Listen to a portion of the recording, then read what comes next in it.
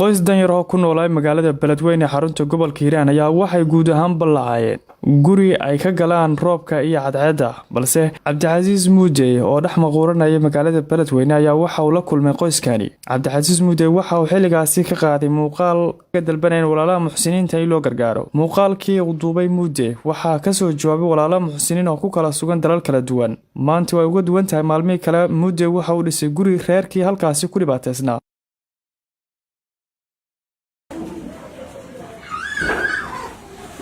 anigoo magacayga Sahro guriga muddo wuxuu ii dhisan yahay bilooyin waa la dhisay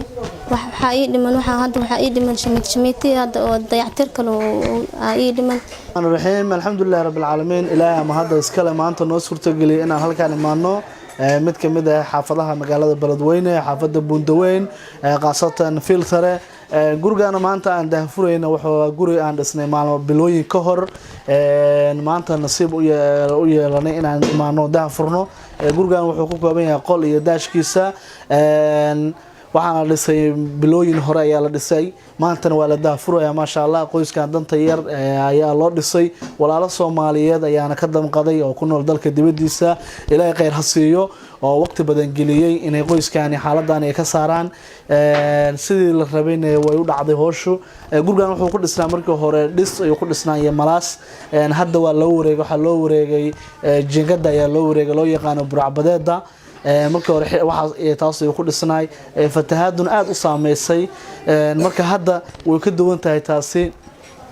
waxyaabo yar yar u baahan waa iska jiraan insha Allah walaalaha Soomaaliyeed ayaa u dhameystiri doona sida in derbi yar oo shamiita lagu wareejiyo marka hadda shalay iyo maanta way kala duwan tahay shalay guri isku dunsan oo xaalkiisa aad u adag ayuu ahay maanta waa gurigan u jeedino quruxda badan oo hadda iga dambeeyo u jeedino hadda hergalayno waa marka walaalihii soo caawiyay dhammaan aadan ugu mahadcelinayaa meel walba joogan walaalahaas oo ahay walaalo qurbo joog ah oo Soomaaliyeed oo aad ugu damqaday inay maamadani soo caawiyaan waqti badan geliyay maantana loo daahfuray gurigii marka aadan ugu mahadcelinayaa walaalaha Soomaaliyeed ee soo caawiyay ilaahay khayr ha siiyo maalkoodii maskaxdooda ilaahay ha u barakeeyo waxa ii dhiman waxa ii dhiman shamiiti hadda oo dayactir kale oo ii dhiman way mahadsan yihiin walaalihii ii dhis aad u mahadsan yihiin waxa ka dalbanaysa laga shamiitay xilli roob inkastoo lagu jiro markii hore gurigan intuu ka soo bilowday dhismihiisa iyo sidee lagu dhisay dhismihiisa oo guri dunsan oo ahay hadda waa baarisan yahay guri dhisan malaas oo awalka hore hadda waa dhisan yahay hadda shamiiti waxa uu ka dhiman bas dayactir kale oo yar yar waa badan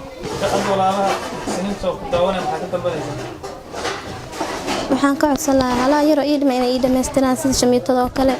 oo iyo meel oo daash ahaan oo la harsado aan ka dalbanayo hadda daash ma leedahay mise daash wuu leeyahay laakiin waxaan rabi lahaa meel oo harsana kuleel waa daash maanta lagu jiro khayr ilaahay asiiyo أول برجر ما يصير. ما